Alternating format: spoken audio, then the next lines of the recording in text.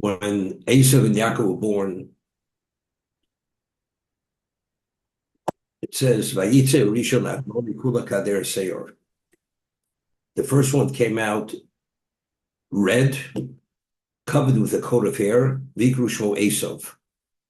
So Rashi explains what Esav is. Like he was like Osu, he was a completed person. V'achrechen Yotze Ochiv Yodo Achezis Vaktiv Esav. Then his brother came out, holding on to his heel, to the heel of Esav, Vayikra Shmo Yaakov. Okay. So Rashi explains who called Yaakov Yaakov. Rashi says Vayikra Shmo Yaakov HaKadosh Baruch Hu. Hashem called Yaakov Yaakov.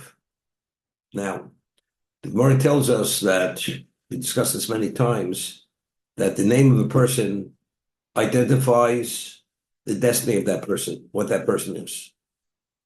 So especially if Hashem himself was the one, normally, as the Refinement Kodesh tells us in a certain location, that the only relevance today we have to Nevuah, to prophecy, is when a parent names a child.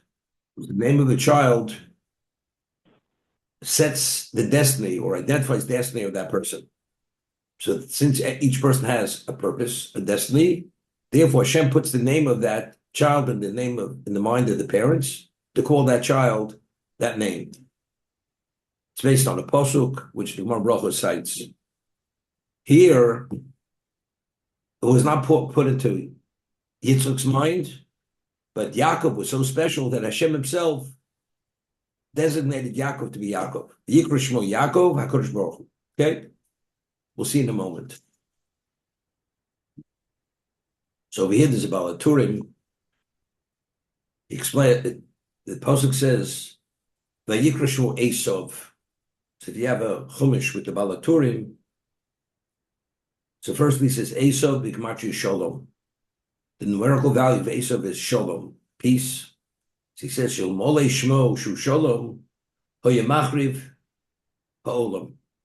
That if his name would not be Shalom, he was so fierce. Esav, he destroyed the world. So Esav being Shalom, therefore the world was able to have the capacity to contain Esav. Davarache Esav. What is Esav? Ayin numerically is what is 70.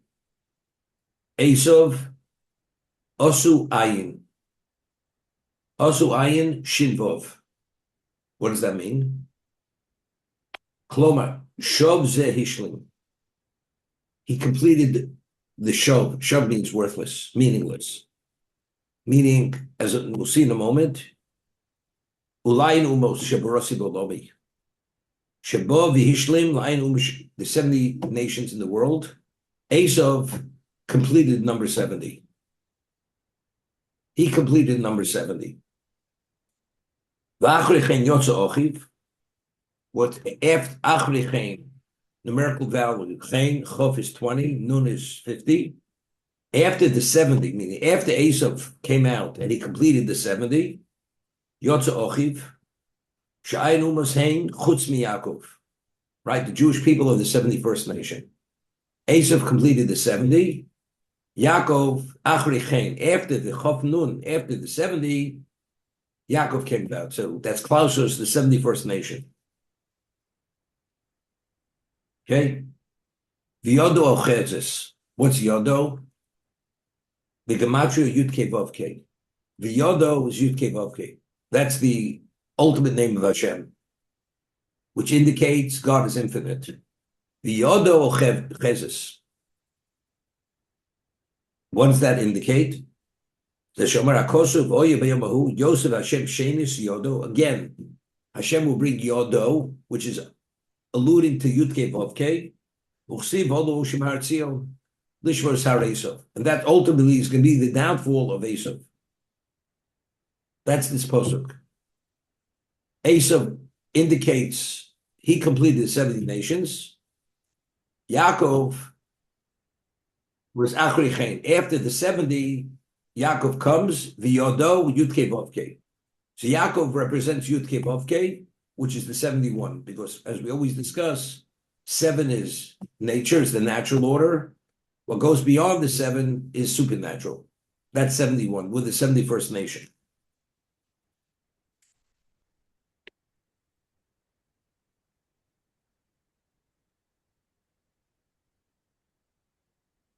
Now, skip to Chovav Hey, or Dalit. Hashem says to Yitzchok, I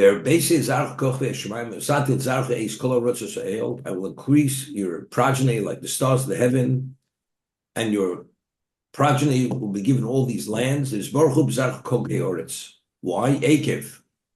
Hasheshama Avram Bekoli, because Avram had heeded my voice. He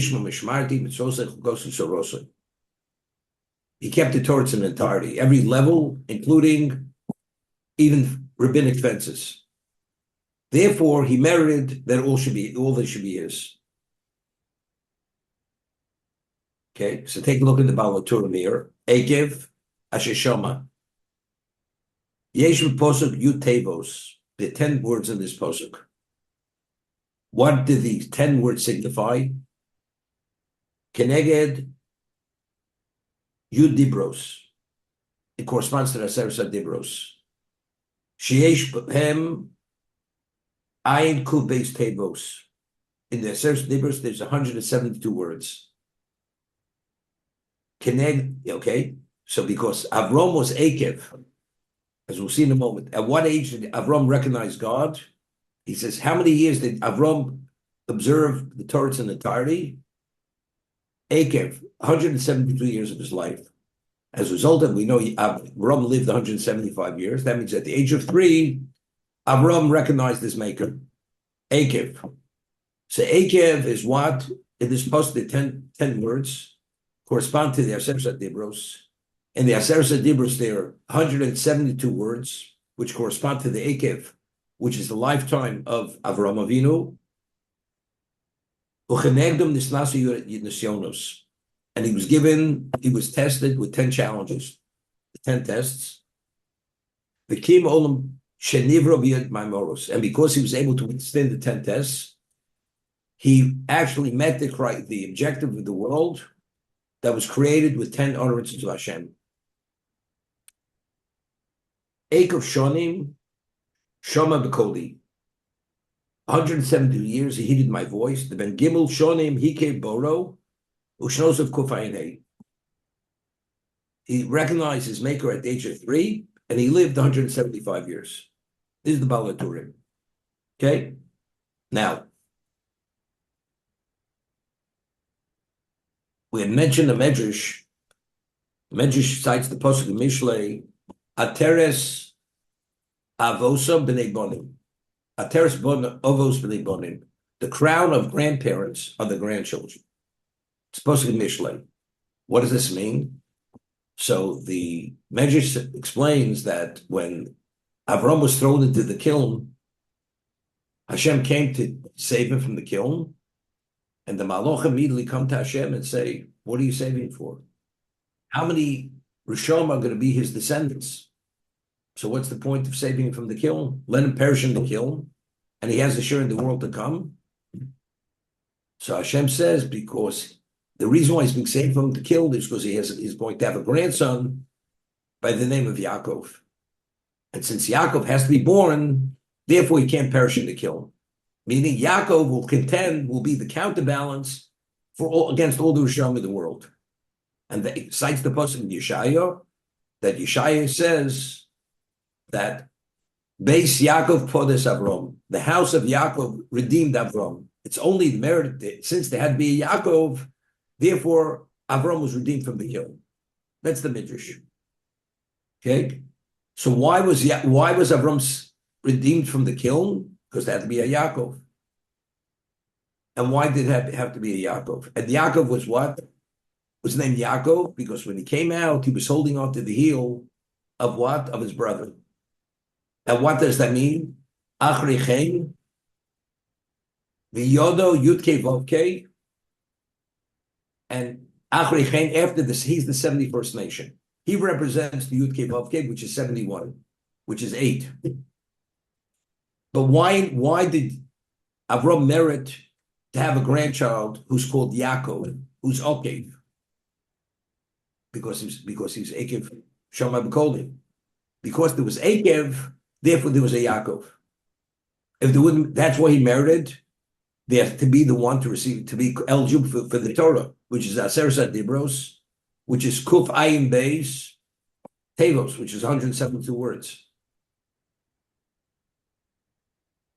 Now, there's a question. Rashi cites Chazal, last week's parsha, that if you have a narrow tube and you put two stones in it, and there's only enough room for one stone to come out at a time, that you put the first stone in, and then you put a second stone in. Then you turn it over. Which stone comes out first? The second stone. Because there's not enough room for the first stone to come out, because the second stone came in after it. In truth, who was conceived first? Yaakov was conceived first. Esav was conceived second. So in truth, Yaakov should have been the Bechor. And that's why he was holding on to the heel of Esav to prevent him from coming out first. But Esav came out first. And Yaakov is Ochezes Bakev Esav. He was holding on to the heel of Esav. That's what happened. That's the whole understanding here. He tried to prevent him, to preempt him that he should come out first, not Esav. But Yaakov came out second. Okay? The question is, why did he come out second? The reason why he came out second is because he's the Okev. Yodo Achez is because he represents the Akev. Akev represents the Aseres HaDibros. Yaakov represents Akev. What's Akev? Akev is what? Is the 10 words in this posuk. Akev Asher Shama Avram B'Koli. For 172 years, Avram Avinu was committed to the Torah in entirety. Therefore, he merited to be the chosen people. He's the founding father of the chosen people. Therefore, Yaakov had to come out holding on to that heel. He represents Akev. That designates him as Akev, which is based upon Akev of Shema Avram B'Koli. This is the understanding. Okay? And why was Esav the Bechor? Bechor always represents holiness. We find that before the Chet Egel, who are the officiants? The Bechorim. Because the Bechor is the first one to open the womb. He has a characteristic which is what? Similar to Hashem. Hashem is the first, the Bechor is the first. So the Bechor has a natural Kedusha, a special status. The answer is because who's the counterbalance to Yaakov? Esav. If Esav would not have that special level of distinction, it'd be inappropriate for him to be the counterbalance. But because he was the Bechor, even though they both had to be born, but he was the Bechor, he had the title Bechor because of this. Yaakov purchased the birthright. So Yaakov, firstly, is Akev. He represents the Torah. And now that he purchased the birthright, he has the distinction of the Bechor. And we find by the beginning, when Moshe was sent to be the Goel, what was he told to say to Paro? B'ni Bechor Yisrael. My son, Yisrael is my Bechor. The Jewish people are my Bechor. And Rashi over there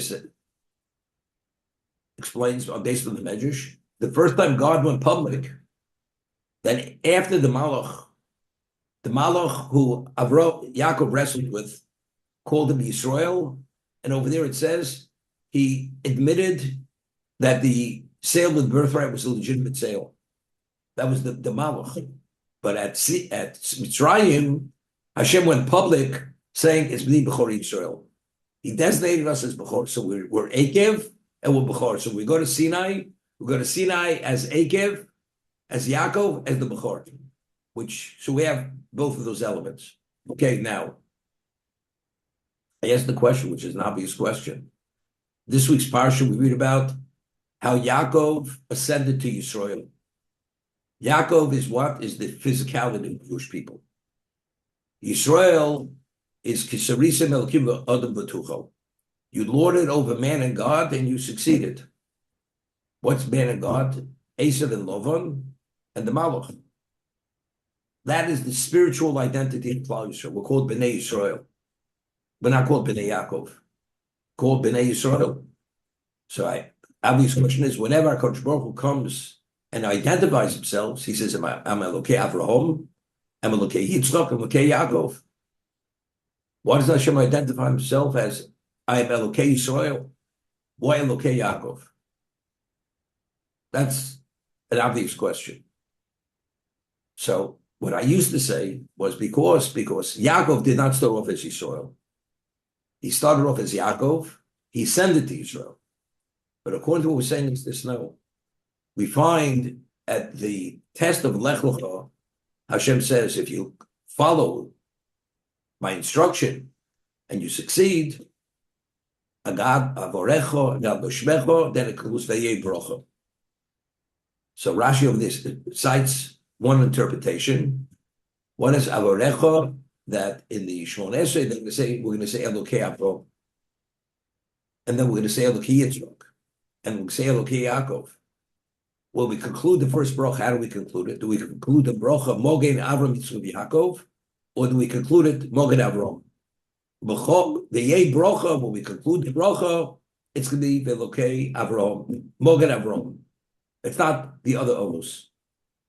So that's it. So what's the understanding? Because according to what we're saying now, why do we have relevance to be the chosen people? Because we said Ekev Sheshama Avram B'Koli. That's the reason why Avram is the Yei bracha. Because Yaakov only became Yaakov, who's Ekev, because Avram was Ekev.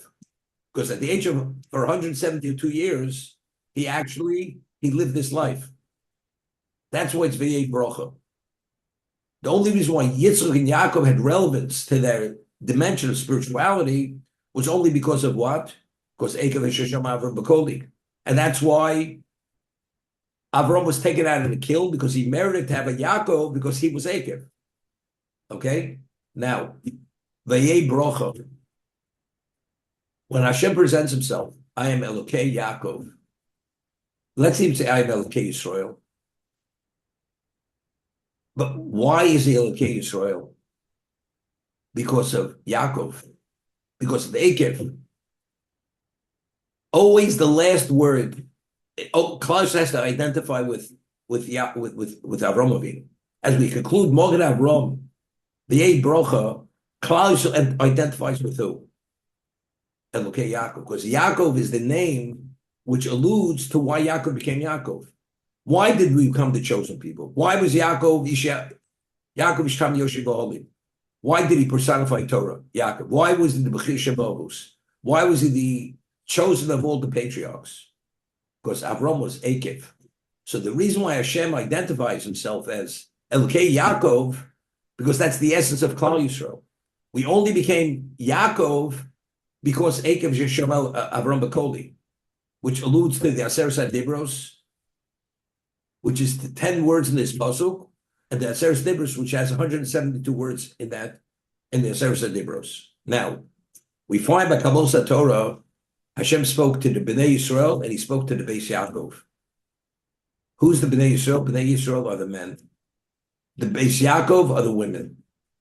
Now, why are the women called Beis Yaakov and the men are called Bnei Yisrael? What is the essence of the Jewish people? What is the DNA? The DNA of the Klal Yisrael is Yaakov, because that goes back to Ekev and Shesham Avram B'Koli. Yisrael, that's what we merited, that exceptional level. That's our spiritual standing. The reason why we merited to have a relationship with HaKadosh Baruch Hu, we received the Torah, is because Ekev. That's only in the merit of Avram Avinu. The 72 letters, 172 years of his life that he recognized God. That's why. So that's basic. So who is Klal Yisrael? Beis Yaakov. But we speak about the men. Who are they? What is their spiritual standing? That's Yisrael. Because you succeeded, you surpassed all the various levels of spirituality. That's what we call Bnei Yisrael. That's a spiritual characteristic profile of the Jewish people. And so, Rabbi, why is one? And therefore, V'yodo is Yud Kei Vav Kei. V'yodo achezes ba'kev Yaakov, ba'kev Esav. Yodo is Yud Kei Vav Kei. Yaakov represents Yud Kei Vav Kei, which is the Torah. That's Yisroel V'Rais Kutshu Rechu Chadu. It's one entity. That's what it is. We're going to have in Ramban in this week's parsha, which we're going to discuss, that the story with the ladder of the angels ascending and descending. It says Hashem Omer Olav, and the Ramban says, what is Hashem Omer Olav? That every other person needs a shmirah of a malach. Yaakov ascended to a level he didn't need a shmirah of a malach because he was so attached to God. When you're attached to that level, you need no shmirah. You need no protection. And it's very good. Viyodo. What's Viyodo? Viyodo is Yud Kei Vav Kei. Yaakov represents the Viyodo. Once you hold it by Yud Kei Vav Kei, you need no shmirah whatsoever. You don't need a shmirah of a malach. Right. A woman is Mzal from studying Torah. Therefore, Yisrael is the profile of the Torah. That's the spirituality of the Klal Yisrael. That's Yisrael. But what is the core? What is the DNA? What is the foundation of Klal Yisrael? It's Yaakov. Because Yaakov is Avram, is Eikav Sheshem Avram Bekoli. So who are we with base Yaakov? And it's very good, we speak about matrilineal in terms of what is a Jew? It's the mother. That's Yaakov, base Yaakov. Yisrael, that's the patrilineal, but that's the level of distinction, right? Among us, we also have patrilineal. You have a Jewish child. Is he a Kohen? Is he a Levi? Is he Yisrael? And if Yisrael, is he from the Davidic line? Not from the Davidic line. That's the pedigree. But the pedigree is the pedigree of the Beis Yaakov. Beis Yaakov is the DNA, that's the makeup. Now we talk about to what level does it advance? That's the Yisrael. Rabbi. On Shabbos, that Shabbos was given not to Goya Rotzos, right? Lov de Psilim. Who did he give it to? The Zera Yaakov Be'avo. He gave it to Zera Yaakov. Shabbos was given to Zera Yaakov. Why wasn't it given to Zera Yisrael? Answer is, of course, Zera Yaakov. Shabbos was given to Zera Yaakov because that's Ekev. Because we're only Zera Yaakov. Yaakov, why are the children of Yaakov so special? Not because he defeated the Malach. No. It's because they are Zera Yaakov. Because they're the Ekev. To identify what the core of the Jew is, it goes back to the Ekev. And because of the Ekev, the 172 years of his life, he lived, that's why he merited to be the one to receive the Aseret Dibros, which are 172 words, and the 10 words in that posuk, which correspond to the Aseret Dibros. Question? Good. Why did if Esav sold Yaakov the rights to the Bechor, why couldn't Yaakov just come to Yitzchak and say, I bought the Bechor rights from Esav, now I'm the Bechor? It's interesting. Bernie, Ernie comes through, if you can't come through the front door, he comes through the back door. Why? We're already holding the next parsha. Now this question has been burning, is burning in his gut. He'd have to wait till next year. So now he's, he hooked in on the question. Okay. But that question is unrelated to what we spoke about today. That's a question. But the Rav did mention the son. No, I understand, but it's a question. That's a question you could ask. If he bought it there, he should have gone immediately. Okay. Right? Yeah. Another question. Why did Rivka ever share with which we asked with Yaakov that with Yitzchak that Yaakov is more qualified for the Bechor than Esav, right? Which is reality. Not that because the answer is what was the major feature of Esav? What was his ability? He had a level of guile and deception that unless God told you who he is, you didn't know who he was. So if they would have gone to Yitzchak and said, Yaakov bought the Bechorah, Yitzchak wouldn't have believed it. Impossible. Because Esav would have countered it with a convincing argument. It's an impossibility. And he would have believed Yitzchak. He would have believed Esav. So why ultimately did he know that he sold it? Because after he gave him the bracha, at what Yitzchak experienced when he gave Yaakov the bracha, it's like he was in Gan Eden. He experienced Hashem's presence at a level he never experienced in his life. And afterwards, Esav found out that he'd given away the bracha, and he started to cry and wail, and he says, the man deceived me twice. He says, how? And he admitted himself that he sold the Bechorah. Only because ultimately he admitted himself, that's how Yitzchak, first what he experienced when he gave the bracha to Yaakov, he understood that he's the one who's the only qualified person to receive that bracha, because Hashem was there with him at the time. In addition, the confirmation was that Esav admitted himself that he sold the Bechorah. And what did he say? Gam Baruch Yeh. He says he should be the blessed one. But any time earlier than that, Esav had such an ability to convince, they wouldn't have believed it. Is there any calling to account of Yitzhak for being so willfully?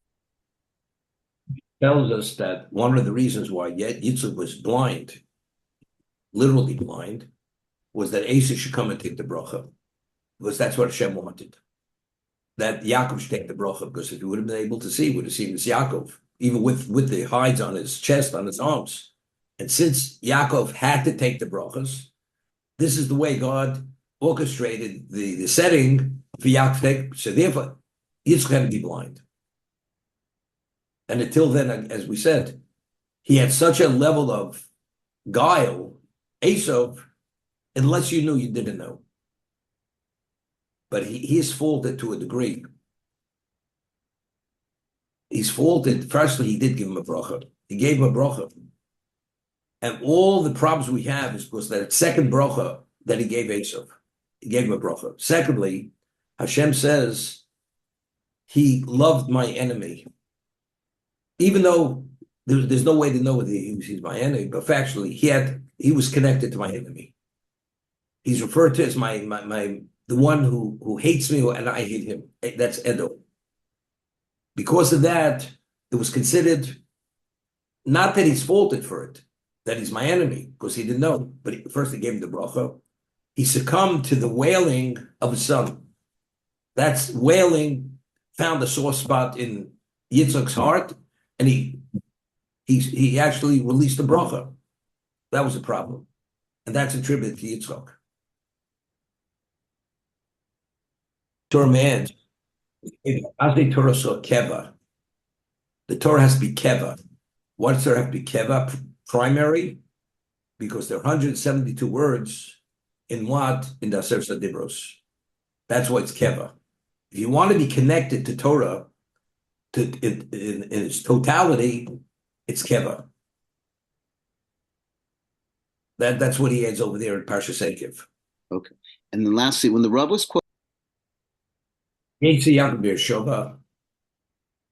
Yaakov left Beersheba, and went to Choron, as he was instructed by his mother and father. He should go there to take a wife. Was the women of Canaan caused Yitzchak and Rivka tremendous aggravation. Rivka said, "Katzti b'chayai, I'm disgusted with my life." Just want to mention something. We'll do the first Rashi. Ayidesha b'shvil sharos benos Canaan b'nei Yitzchak aviv holach Esav el Yishmael. That's why he went to Ishmael, and he married Ishmael's daughter. Hifzeka inyan b'parshas shal Yaakov uksiv v'yar Esav ki beirach u'b'skomar chazal inyan rishon. After completed speech about Esav, we get back to Yaakov. V'yetzei lo yitzorch lichtov elo v'yelech Yaakov Chorono. And we know that Yaakov was in Beersheba. So if you're going to Choron, you're Beersheba, it's understood you're leaving Beersheba to go to Choron. So why does there have to speak about his leaving Beersheba? Lama hiski yitzioso, and Lamagid to tell us she yitzias tzaddik min hamokim ose rosha. That when a tzaddik leaves a location, it has its obvious effect. Shebizman shat tzaddik boyer, when you have a tzaddik in a city, in a community, who hoda, who ziva, who adora. He's the splendor, he's the radiance, he's the beauty. He's the core of that location. Yotza misham, when he leaves that location, pona hoda, pona ziva, pona adora. Everything is what is vacated.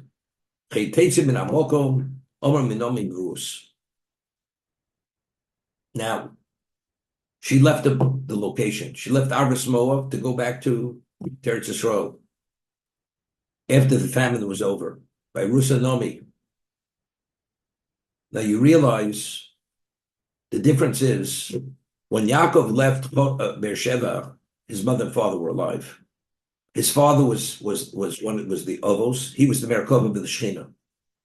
Even though he was the Merkava of the Shechina, you'd say, so Yaakov leaving doesn't mean anything.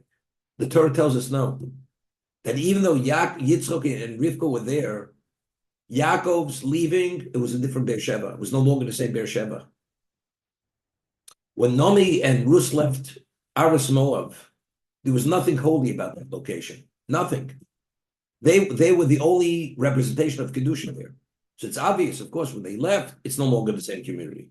But the Chiddush is that Beersheba, although Yitzchak and Rivka were there, the Torah is still saying, Vayetze. His leaving, it was no longer the same. No longer the same.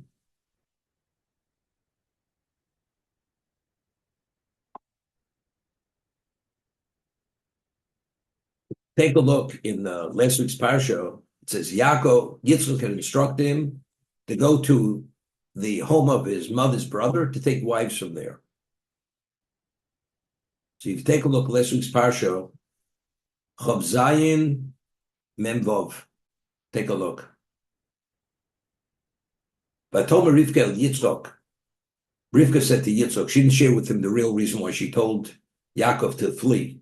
Real reason is because she was informed through Ruach HaKodesh that Esav was just waiting for his father to die, then he's going to kill Yaakov. That's why it was essentially should flee. But when she shared it with a reason for Yaakov to leave, Tom Rivka el Yitzchak katzti b'chayai b'mnei b'los ches. I am disgusted with my life because of the daughters of Ches.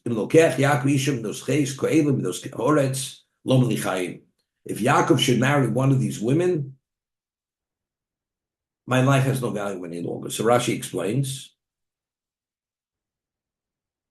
I'm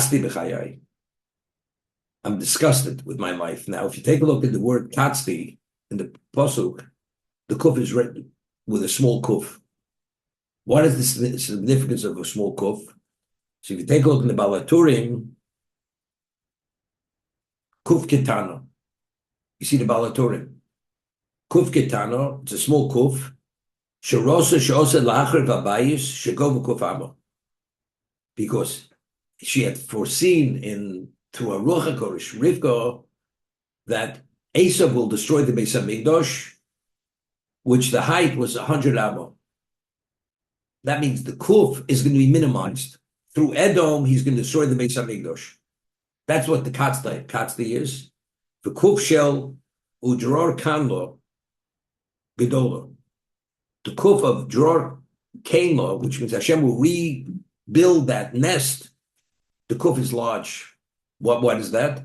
Shebigesh dover al hechol shegovo yud abba shel yichoriv. The tefillah was that the hechol, the Beis HaMikdash, which is 100 nama, it should not be destroyed.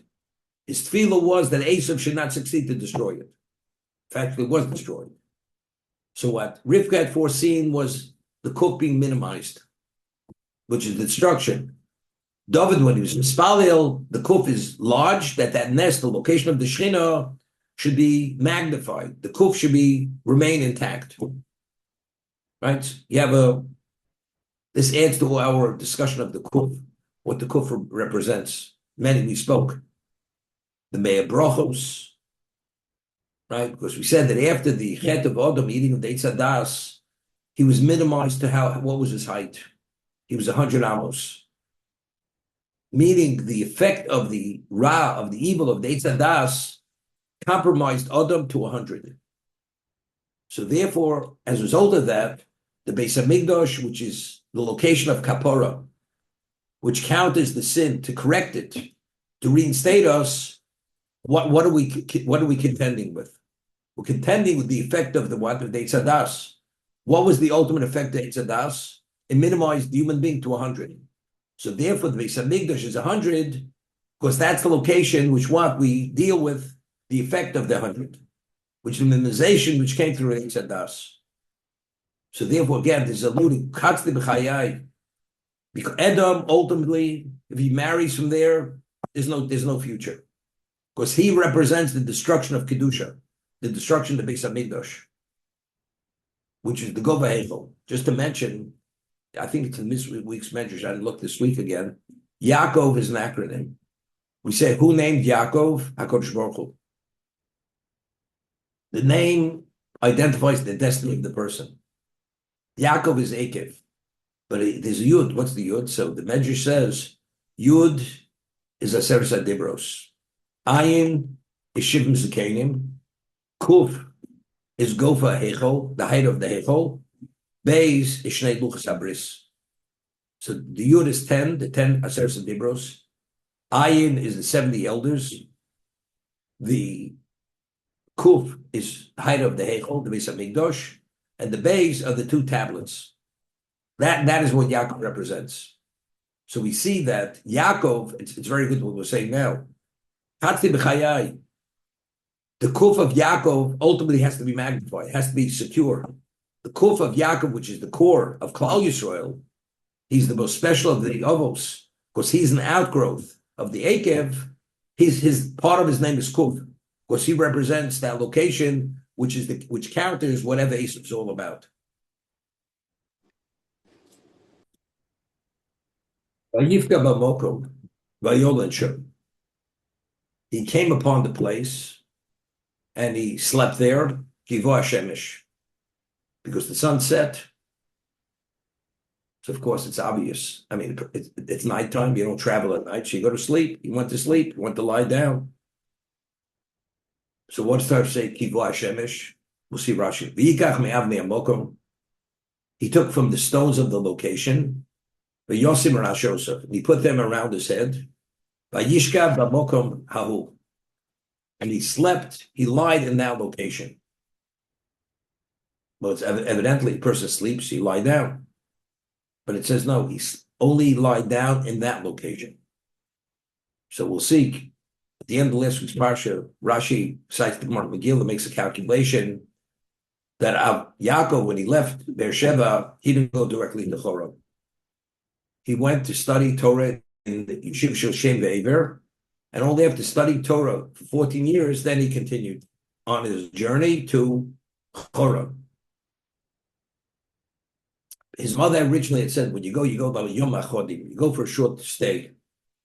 He overstayed his stay, and therefore she said Yom HaChodim, and he was away for 36 years, but he was punished for 22 years, because since he did not fulfill the mitzvah kibbut the aim, kibbut for 22 years, he denied his father that honor. So Yosef, who was the apple of Yaakov's eye, he was denied that relationship for 22 years. That was the midah connected midah. That was the measure of the measure. But it says, of course, he denied his father kibbut of. So he had to atone for that. So Rashi cites the Gemara. Well, it was 36 years. So it says, because he studied Torah, the Schus HaTorah protected him. And therefore, he was only denied Yosef for 22 years, not for 36 years. That's the Chazal. The Schus of Torah protected him, that he should not be denied Yosef for those additional 14 years. Now, Yaakov was Yaakov Mishkam Yeshiva Holim. The Torah quantifies him. He's the man who studies Torah. At the time that he received the brachas, how old was he? He was 63 years old. So if you study Torah your whole life, 63 years, now it's time to leave. You go to Chorah. No, he's going to spend another 14 years in Shem Ve'ever. I mean, you could stay there forever. But what did he need? What the additional 14 years? What did it add to his trove of Torah knowledge that he felt it was essential he should go? What was it? And it seems to be it had to atone for kibbut of. We find later when Esav was confronted, when Yaakov was confronted, he heard Esav's coming with 400 men against him. It says he was fearful that maybe Esav will be able to compromise him. Why? What did Esav have going for him? Keep it on that. Because he honored his father at a level which Yaakov did not. So what was Esav's ace in the hole, so to say? Keep it up. Yaakov did not have that. And that was his concern. So because he denied his father keep it up for 36 years, he was denied. He had to be atoned. He had to be reinstated. That shortcoming had to be corrected. How was it corrected? He was denied Yosef for 22 years. But again, it was so essential in his profile, he couldn't have the shortcoming. Because to be able to stand up against Esav, you had to be intact or keep it off too. So 36 years not because he had 14 years of Torah, which compensated for that deficiency. But he had another 22 years left. Therefore, it had to be corrected. So we went to Kabbalah Torah. We went with what? Yaakov went to Egypt. This is the beginning of the Golus. The Kibbutz was corrected. Immediately, when he heard Yosef's alive, he's going to Egypt.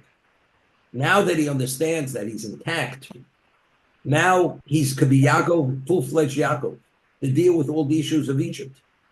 Now the Golus could begin. But if he goes in a compromised state, where he hasn't been yet compensated, because he had fallen short of Kibbutz, he can't go to Mitzrayim. The Golus can't begin.